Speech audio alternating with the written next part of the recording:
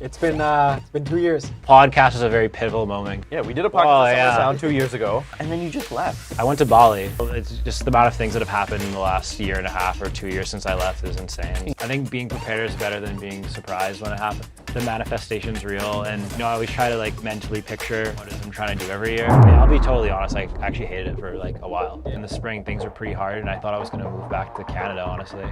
I just constantly thought about no, there's no way things can go wrong. It has to get better. It has to get better. I almost died a couple times in Bali. Oh, all right. Yeah. Dive into this. Yeah. Ladies and gentlemen, welcome back to Two Fries Podcast, aka the #1 podcast in Winnipeg, where we document the rise and stardom of Winnipeg's talent and personalities. We're here at Summer of Sound, and it's going to be absolutely amazing. Thank you so much to the Summer of Sound team for letting us do this and having the opportunity to interview all the artists. Until next time, we hope you enjoy the episode. You just came off your set. Yeah. You just watched it. Yeah. A part of it. What are your feelings, bro? Summer of Sound. Talk about the crowd. Talk about a little bit Yeah, it was great. I mean, I've been at Summer of Sound, going to it since the very first year in 2013. Mm-hmm. Before I knew anyone in the scene, before I was really actually DJing. And then I've opened several years, but this was my first time actually being booked. Mm-hmm. So that was really cool because I actually played for a crowd this time. Right.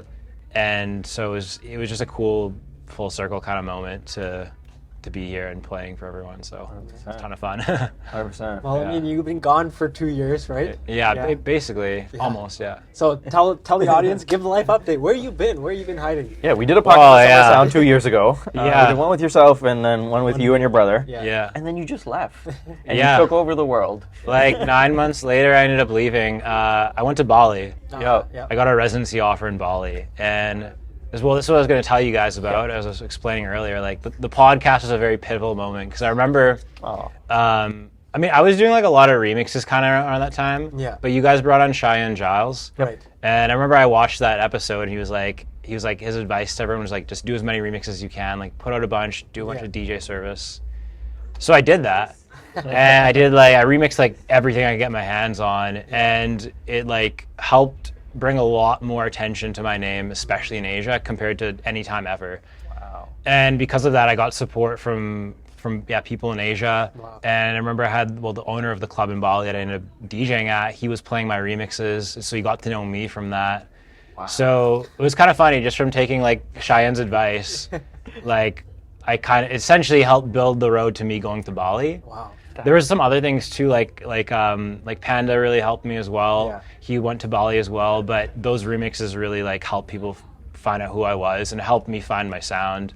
I've put out I think in the last 2 years almost 100 remixes. Wow. Holy. Yeah, with me and collaborative remixes, but that was a very pivotal moment, that podcast, funny enough. So That made me cry. Damn. it was funny how it worked out. That's the reason we do it, though. That's Yeah. the reason, if anyone could come on the show and get a small piece of advice and take whatever they take from it, whether it's a laugh, whether it's something enjoyable, something motivational, Yeah. and just run with it and do their own thing, bro, that means a For lot. sure. Thank Yeah. you. It was Thank great. you. I think I watched that episode a couple of times, so shout out to Cheyenne as well. Of course. Yeah. So now, great artist, and I saw him at Lakeside as well. Yeah. Lakeside, Yeah, he was there. I don't know if and again, I love Cheyenne, but I don't know if he was like, oh, I remember you guys. And I was like, hey, I appreciate it. It was 2 years ago. I'm sure you were drunk out of your mind when the pot happened, but hey, I appreciate it. So, For sure. Yeah, that's insane, man. Yeah. That's kind of, I don't know. It doesn't feel real for me to kind of hear that. Yeah. In the sense that my podcast helped you be where you are. It's kind of It kind of crazy. did a ton, honestly, just taking that advice and rolling with it, because Cheyenne saw a lot of success with his remixes. Yeah. And it's just crazy, the path that it sent me down. Because from Bali, that sent me down a whole other road. Now I'm in Bangkok. Yeah. Now it's just the amount of things that have happened in the last year and a half or 2 years since I left is insane. So. But that's a testament to your character as well, right? A lot of people listen to podcasts. They hear a lot of things, but they don't implement. But you implemented. Why? Was it just you were stuck in a rut, or you kind of needed to get? Yeah, honestly, when we last talked, things were slowly picking up, and I was seeing a little bit of my sound developing more. Right. But I still felt like I was in a rut. I had been trying stuff for years, different sounds. I just didn't really have an identity about who I wanted to be as an artist. And then from doing those remixes, it just that was like a game changer. You know, it helped me figure out my sound, helped people find out who I was, and I made like a lot of friends because of those remixes. Like another crazy moment I'll tell you about, like I did a remix of Tremor by Martin Garrix, right? I did that because of Cheyenne's advice. Yeah. Now this guy, this is my friend of mine, now he's my friend, his name Ezra Hazard, he's a great producer. He played it in Singapore at one of their biggest clubs, and then he tagged me in the video, and I was like, oh shit, like thank you so much, and like him and I started connecting and stuff, and he then we ended up making a collab, and we signed that collab to Andrew Riel's label, and Andrew liked it so much that now I'm making a track with him, and he's one of my idols. Like I've been listening to him since before I started producing. So it's like, it's funny just like the little things that happen because I just started putting out remixes and stuff very consistently. Yeah. were you like afraid to take that leap into the remix world? Like no, I just like I don't know. What was your sound before and then like after? Like is just like a different kind of thing of like, okay, I'm gonna use other people's tracks and kind of go in there? Well, the thing was I was trying everything. Like I didn't quite understand what it was fully that I liked. I liked everything. It's during COVID I started to find like a niche where I really liked Eurodance. And then I was like, okay, well, what if I start doing Eurodance remixes and just like fast bump, like bouncy stuff. And then so I started trying that, and through that I was able to find, oh, like I like this sound, I like this little niche, and then I started just exploring it, and then I take that into my own originals now. Right. Wow. So I always tell people, I regurgitate the same advice now, like do remixes, do as many as you can. It's gonna help you so much, and it's like risk-free to put out a remix. You know, you put out an original, it can flop. It's on your Spotify forever. I had like a bunch like that. It says less than 1,000 views. Yeah. It's like, and you're like, oh, like I hate the song. Yeah. Like, but remixes, like you just take it down, whatever, and it helps you discover who you are. So yeah. Would you say that allowed you to get your reps in almost in terms of, you know, just producing and getting used to different styles? For sure. Like it helped make me a stronger producer for sure. Because originals can take a lot of time, and when you have like an idea to start with, then you can focus on the other elements. Right. And so, you know, like now you can spend more time focusing on the drums instead of the melody, and you know, through that I got better at drum mixing, or like whatever it is, you can get better a lot faster just by doing remixes. So. Yeah. Can you talk about the way that you found out that you're going to Bali and the decision of I am going to Bali? Yeah, so it was funny. So there's a club in Bangkok that wanted to book me. They were doing a show with Panda and me, actually. It was like it's like the biggest club in Bangkok, or was, and it's called Space Plus. Like, pretty massive club. It's like literally a couple thousand. So basically they wanted to do an event with me, Panda, and a couple people.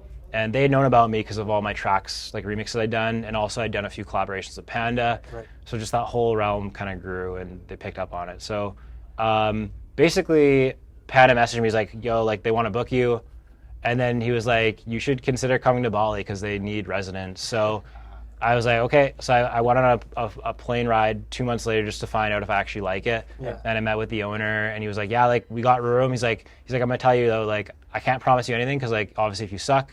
He's never heard me DJ, especially as like a resident DJ. It's different than when you're just doing your own stuff. So he was like, "I'll give you a shot, but you know, just you have to make sure you nail it." Yeah. So he helped set me up, like get the visa going and everything. And you know, he had already known about a lot of my music that I put out, so that helped a lot. And then a few months later, end of May, I moved to Bali, and we had a trial run, and it went well. So then I stayed there for like 6 months. Explain to the audience what is a resident DJ? Basically, you DJ on a regular rotation. So I was actually sometimes DJing 7 days a week, which was that was more than ever. The first month, 7 days a week, sometimes 6. How long are these sets? They range from an hour and a half all the way to sometimes 4 hours. God damn. Yeah, so it was crazy. Like my DJing got so much better, and like my ability to read like a crowd and stuff just from being at the club's called Shishi, so just from being there, it improved a ton. But yeah, basically, like you're not necessarily performing as you, except when you're like a headliner. Right. But you're performing for the crowd in the club, and you can slide in a bit of you. Gotcha. But yeah, it's like it was that year. It was ranked the #1 club in Indonesia, and it's like right now it's like number 20 something in the world or something. So it's a really big club, and it's a cool spot. Yeah. What's it like in Bali? It is really cool. Like, don't get me wrong, I did love it for a while. It just depends. Like, it's very touristy for one, so at some point it'll get to you because it's so filled with it's the influencer paradise, right? Yeah. It's nice. It just depends. I lived right in the heart of the city, so it was madness. There was traffic, and if you don't know about Bali, like there's only everywhere. It's just 2 lanes, everywhere. There's no highways. Well, sometimes outside of like the city there is, but like it's just 2 lanes everywhere. So traffic moves incredibly slow. Yeah. So I'm just in the middle of it all the time. So I don't know. It's cool, but it's depends what you like. That's fair. Yeah. Yeah. Sure. I mean, going from Bali, then you went out to Bangkok, right? Mm-hmm. How did that come out? And how did that come into fruition? Basically, after I played in Thailand, my buddy was like, "You should move here." Yeah. And I was like, telling you to move. yeah. They're like, you should move here. And I was like, well, I don't know, like I would need a residency or something. Yeah. So he got me a residency. So I was like, okay, I guess I'm moving. And I moved there, and technically I moved there. Technically I didn't, but because I bounce around a lot. Right. And there's visa requirements and stuff, so you have to meet that. But so I was staying there and DJing, and I mean, I'll be totally honest, I actually hated it for like a while. Yeah. Yeah, it's pretty hard to like live there sometimes if you don't speak the language. Right. And then, it's very different.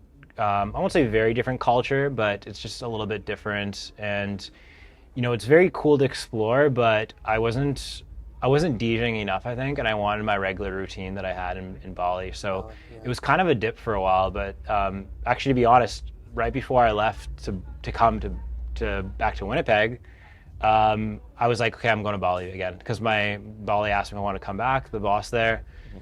And I was like, okay, I'm going to Bali. And then I met with this club just for dinner. Like, I had no intentions. There was like a friend of mine, and he was like, I told him to move to Bali. He's like, if I give you a residency, and will you stay? And I was like, well, I want a visa too, because like it would just make my life easier. Yeah. He's like, okay, we'll do it. So I'm like, okay, shit, I guess I'm staying in Bangkok. So yeah, literally like 2 days before I came here, my entire life plans have switched. So now I'm staying in Bangkok. And I was actually enjoying it the last while I was there, because I was DJing regularly. I started to meet a lot of people at this new club.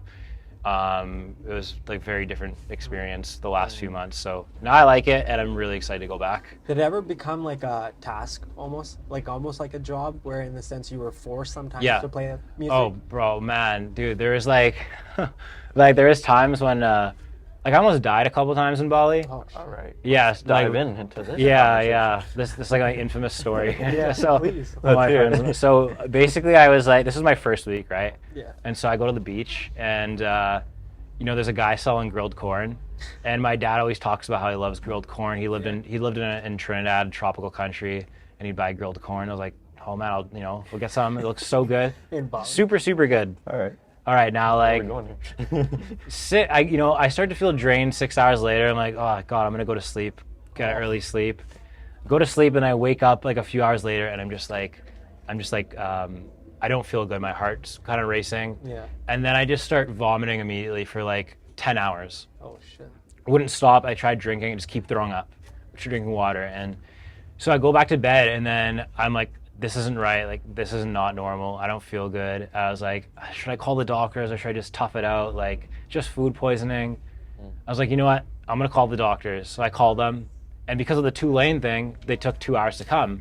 Now here's the crazy thing, is like, I didn't lock my door just so they could come in, but when they came in, my limbs slowly started to become paralyzed. And I slowly couldn't talk, and my whole body just like started to shut down. So they were rehydrating me and putting like medication through me. Wow. And I slowly came back. Like I literally thought I was just like fading. And they told me that basically my organs were shutting down because I was so dehydrated from just vomiting nonstop. And 2 days prior, I had drank alcohol, so my body hadn't fully recuperated electrolytes. Yeah. So basically, what I was gonna say is I almost died. Then the next day, I go to work and start DJing. And and that happened a few times where I'd be vomiting, and then I'm like, I don't feel good, and I'm like, oh shit, I gotta go DJ.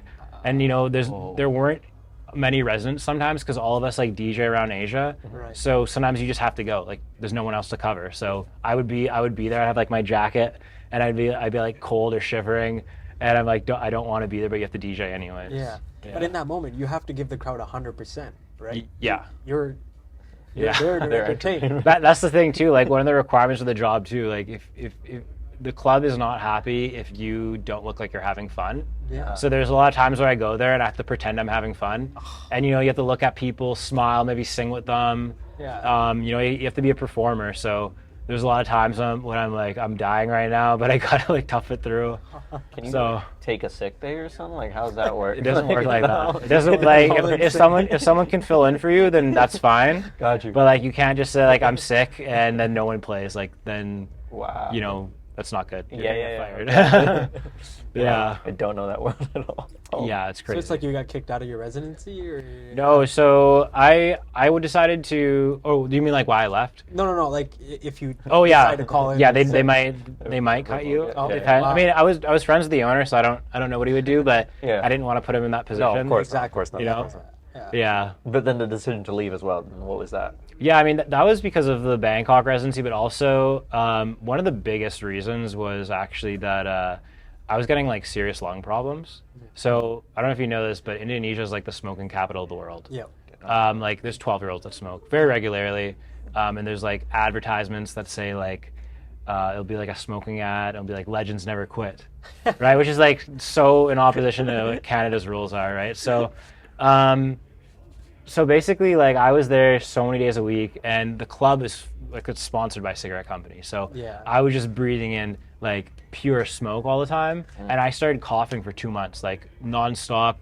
And I went to like the doctors when I came back in September last year, and they looked at me and they're like, "Yeah, you got lung irritation." They're like, "You either need to wear a mask or switch jobs." Wow. And I was like, "Okay, this isn't good." Like my uncles had lung cancer, my grandpa. So I was like, I don't really want that too. So I was like, I probably need to get out of Bangkok. My parents were like, you got to get out. I need to get to Bangkok. My parents were like, you got to get out of Bali. And even when I was going to go back to Bali, everyone was like, you shouldn't do it. Like, you're going to kill yourself, So that's like the biggest reason was the smoke. Yeah. So all of these moments, have they then been worth it? Yeah. You're doing something that you love, but at the end of the day, you're also almost killing yourself for it. Yeah, like I don't know. Like, as much as it's really painful sometimes, I've almost died multiple times. Almost went like flying off bikes, getting insanely sick. Yeah. I was like on a plane ride to Taipei once, just like vomiting 5 hours in the washroom while the plane's in turbulence, like all these crazy things that really suck. Yeah. But I like the adventure of it and the just the crazy stories, because even though it sucks, I'm always like, well, it's a cool story. Yeah. It comes with the good parts, so I just tough it through, I guess. And it's your dream job. Yeah, for right? sure. Like 2 years ago, if we asked you, like you were like, oh, this is what I want to do. Yeah, definitely. And you're doing it now. Yeah. Like yeah, I guess so. This is your life. This is your life, and so you're staying in Bangkok, but you just flew in today for Winnipeg, correct? I actually flew in like a couple weeks ago, just because I wanted to see my family and stuff. But and then I'm staying for a few more weeks, and then I go back and I have a bunch of shows in Asia, and then my new residency, and it's gonna be like a crazy fall. So the question is like, what are the things that you're missing from when, like, do you miss home and being out there so much, like being able to see family, being able to see your friends back home or whatever, like parts of Winnipeg that you miss? Yeah, friends and family are the big thing, but I do in some ways miss Winnipeg. Like people talk a lot of garbage about it, I think, but I don't think you realize how nice it is because it is very comfortable. Like it's nice that you can, like, we're not a super small town where it feels like there's nothing to do, but we're not super big where you feel like, like Bangkok, like it's insanely big. Like it's huge. There's 12 million people. There's no escape from like the madness, really. So like it's nice to have Winnipeg where it feels a bit balanced. People are really friendly. Like you go to some cities where people really aren't friendly. And it's fairly cheap to live here. And honestly, so I miss that about Winnipeg. But at the same time, I realize that I actually need to be on the edge all the time because it keeps me going. Like I need to feel come back for breaks, but I need to be constantly moving and feeling like I'm under pressure. Yeah. I have to ask you, because I know you're really into this stuff, but was there a part of you that believes that the manifestation took over? Yeah. There's a lot of like moments where I'm like, oh, whoa, I really wanted this. Like, Yeah. I mean, since I used to work, my first job ever, I was like 14 or 15, whatever the legal age was. I was a dishwasher at a Thai restaurant. Yeah. Okay. And I always wanted to move to Thailand. I wanted to go do Muay Thai there. And my brother and I talked about, like, maybe we'll disappear for 2 months, like go to Muay Thai camp. But now I actually live there, and I'm doing Muay Thai pretty regularly. Wow. And I always wanted to live in Asia and travel and DJ there, and now I'm doing that. I'm playing like the clubs I want to. I'm meeting a lot of the artists that I like. And there's just, actually even just today, like there's all these weird full circle moments. When I first started producing, I remember I used to try to recreate this song called Ode to Joy by TJR. And then literally today I get a notification that he played my remix of that song that I put out like in that pack I made when Cheyenne, I got Cheyenne's advice. Yeah. I put out a remix of that song, and then TJR plays it, and I'm like, what the hell? Like, so, yeah, it's funny how all these like things keep coming back around. So to answer your question, I think the manifestation's real, and I always try to like mentally picture and also write down what it is I'm trying to do every year. Yeah. Like what it is that I want, and then they usually come true, I think. Yeah. Yeah. And following your journey too, like following you on social media and seeing like people reshare, and I know someone, I'm gonna mess up the name, so you're gonna have to tell me. Yeah. But a few days ago, someone reposted one of your remixes or something, one of your idols. I'm not sure who it was. Oh. I might be messing it up completely, but there was a few different people. There's a few remixes that have just been like blowing up lately. yeah. And so like, what's it like when the people that you're looking up to or the people you made these remixes for, like included, are resharing your stuff? What does that feel like? And what's one that shocked you? Like, I mean, it's crazy. It's super cool that all of a sudden like these people that I really looked up to are playing it. Like, well, like Andrew Riel, like he's been playing, and I'm collabing with him. He's playing my stuff everywhere, and it's just cool because I remember I used to, in the first year of producing, I used to sit there and listen to his songs and be like, why doesn't my stuff sound like this? Like, how does he do this? And now it's cool that I'm making music with him. Or Henry Fong as well. He's been mentoring me, and he was someone that I listened to when I first got into this as well. And now I'm doing like collabs with him, and some people in his circle as well that I looked up to. So it's a little surreal, and it's cool that. It's like Stevie Aoki as well. Yeah. Like he's playing some of my stuff, and I played an official remix that I made for him today. Yeah, unreleased, correct? Yeah, it's unreleased. yeah. So it's all these like weird little things, and yeah, it's just funny. Yeah. Bro, congratulations on all your success. First of all, like, thank you. I again, watching your stuff and just following it and just seeing your journey, like it's admiring when someone who has a dream and they continue to put work towards it over and over again, and then seeing that come to fruition. Yeah, it's really cool, and I feel like the last 2 years since that summer, really, like something just kind of shifted, and now I feel like it's only picking up momentum. Right. And so every day has just been really exciting for that. Yeah.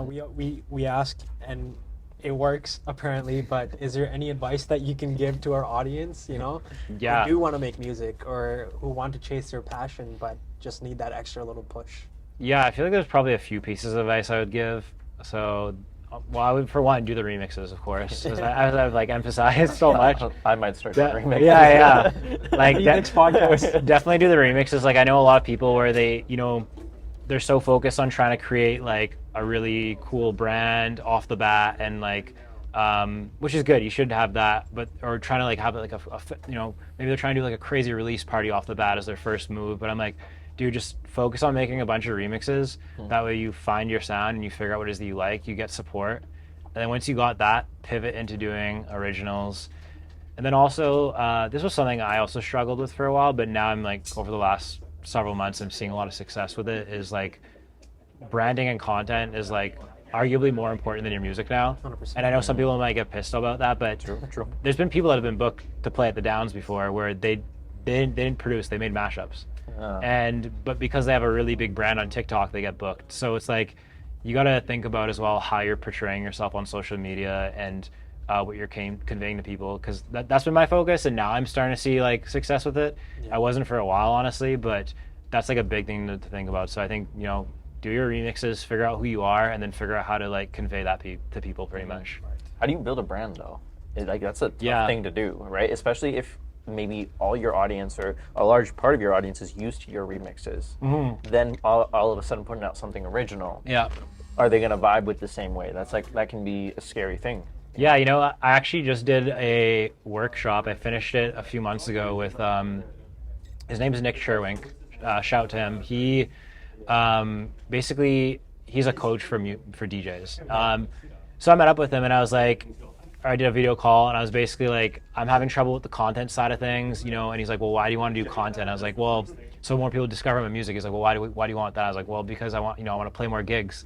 He's like, why do you want to do that? I was like, you know, like I'm trying to get more fans. He's like, that's your thing. He's like, you need dedicated fans. He's like, so what you're lacking is the brand. Right. So then what we did basically was like this 4-week thing where we first had to figure out like, who are you? And then we figured out, then we're like, okay, now that we know who you are, like who is your ideal audience? Like not who are you only trying to talk about, who's your ideal fan? So I literally interviewed like 4 of my friends, him as well, to find out like who they are, because I know they listen to my music regularly. And we found the trends.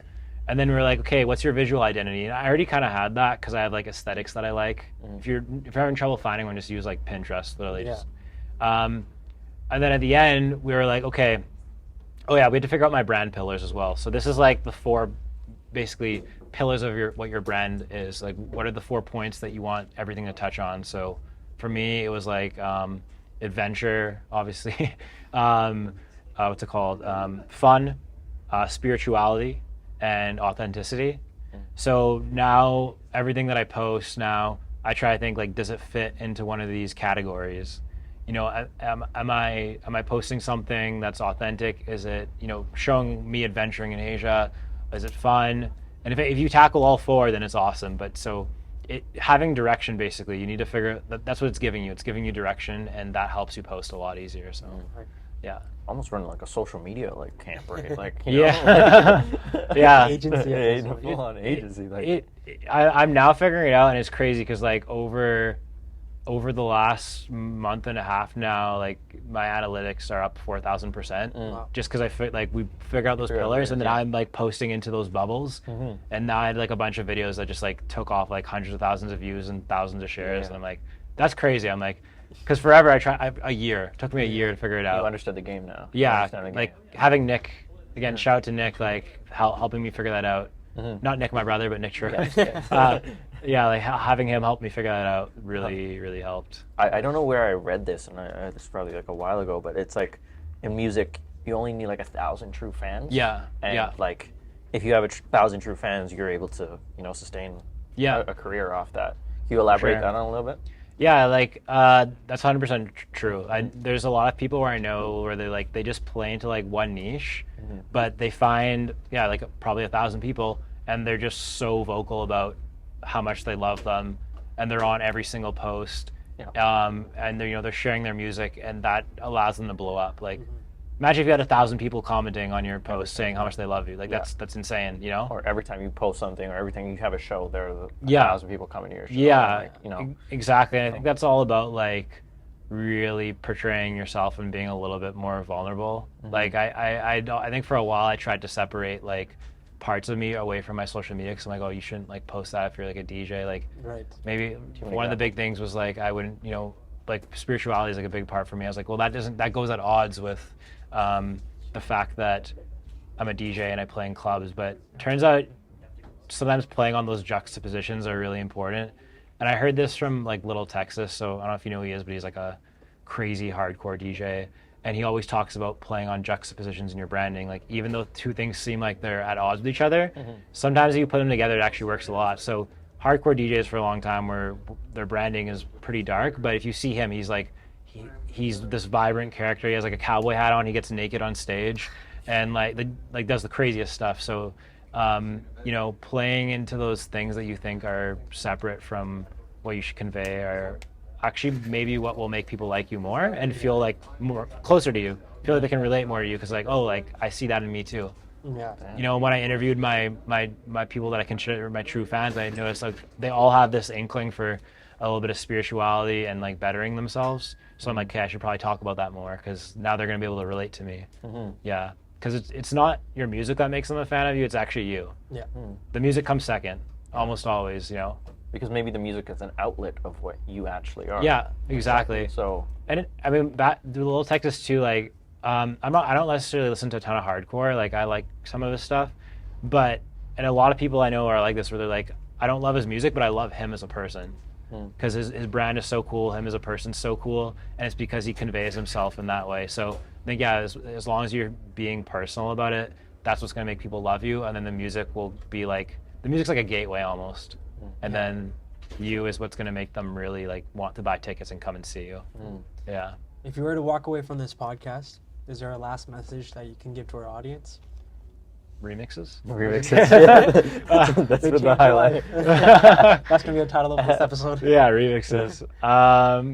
Yeah, I mean, I think I gave like the core of the advice, but I guess... what about like spiritually or like even like manifesting wise? Like if the side that people don't see in your music, or they do see in your music, but that you don't obviously fully share, or things like that. What is something that you do on a daily basis, or something that really gets you going on that side? I meditate every day pretty much, and focus on things that I want. Like every night before I go to bed, maybe this will be a full circle moment, but I every night before I go to bed, I fall asleep thinking about being on top of the main stage at EDC, which is Kinetic Field. Yeah. And because I went there, but not on the stage. I was as a fan in the crowd. So I just picture myself every night before bed.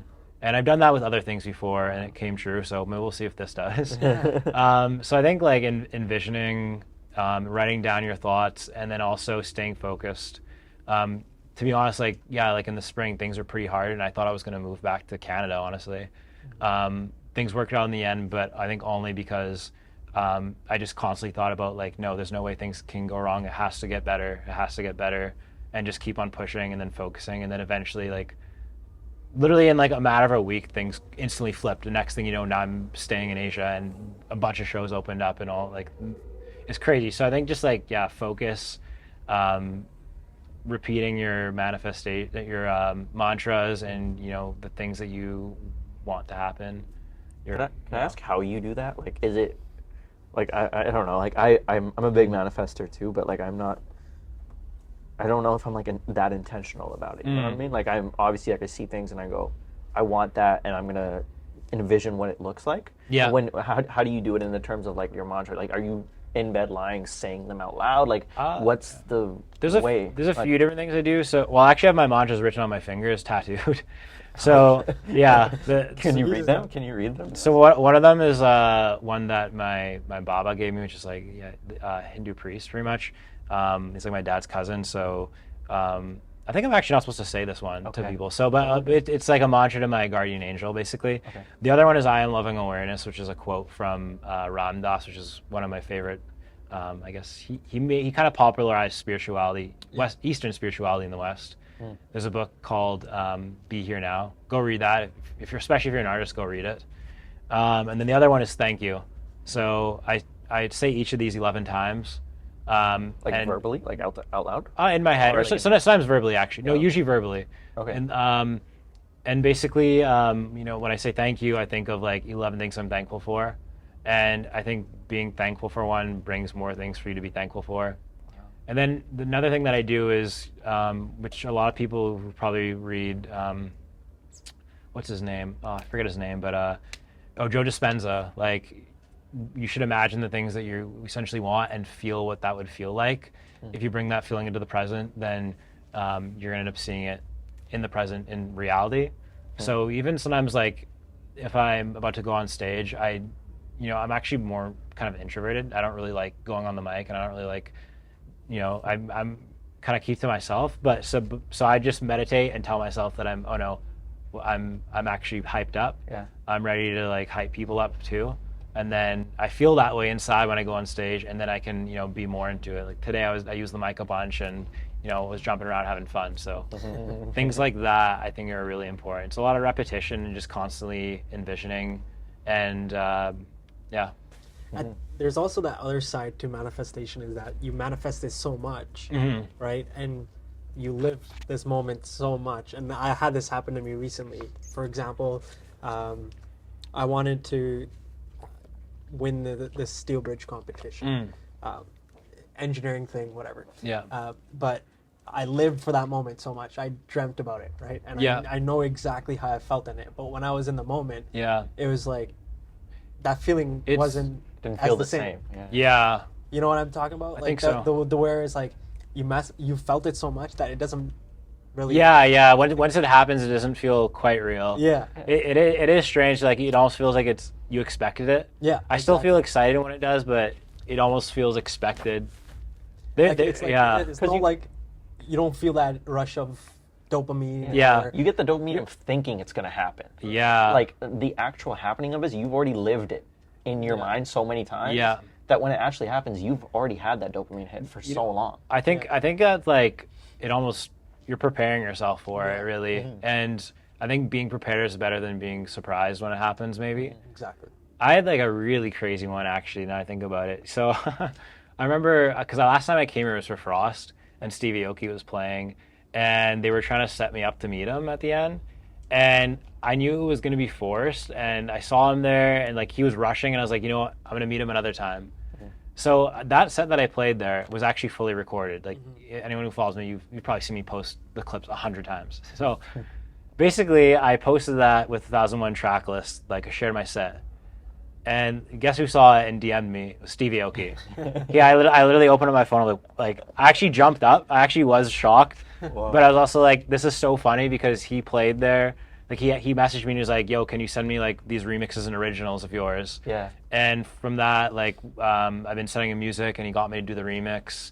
And you got Panda to do one as well. So it's just kind of funny, like how that works out. It's like I didn't get to meet him, but I knew I would some point, and now they always come back. Yeah, it's just full circle. Yeah. All right, man. Well, thank you so much for coming on the show. It's been a blast. It's been a blast hearing about your journey and all the changes in your life. So for sure, I look forward to the next episode for next 2 years. Yeah, next 2 years. Hopefully next 2 years I come back and like we did it. I played EDC. Yeah. I love talking with you guys and like your brother as well. Like the way that you guys just irradiate love and positivity. Like Thank you. It's great. I love you guys. Thank you for having me. It was a ton of fun. Love. And until next time, peace. Subscribe.